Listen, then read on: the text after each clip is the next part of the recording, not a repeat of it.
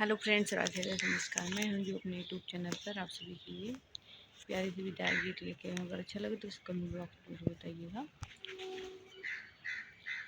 रोई रोई बेटी काहे आंसू भर नयनवा हो। रोई रोई बेटी काहे आंसू भर नयनवा हो। काहे बिसराई दिहला कैके कन्यादानवा हो। काहे बिसराई दिहला कैके कन्यादानवा हो।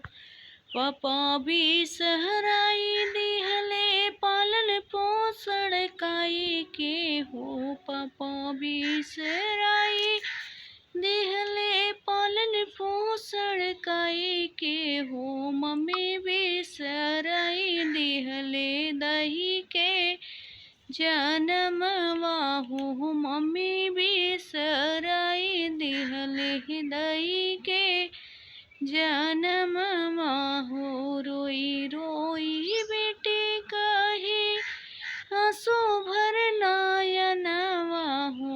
काहे बिसराई दिहला कैके कन्यादानवा हो। काहे बिसराई दिहला कैके कन्यादानवा हो। भैया बिसराई दिहले बांध रखिया बांधाई के हो। भैया बिसराई दिहले रखिया बांधाई के हो। भौजी बिसराई दिहले पाई के जीव जंजलवा हो। भौजी बिसराई दिहले जीवा के जंजलवा हो।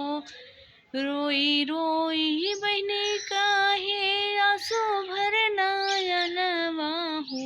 काहे बिसराई दिहला दाही के कन्यादानवा हो।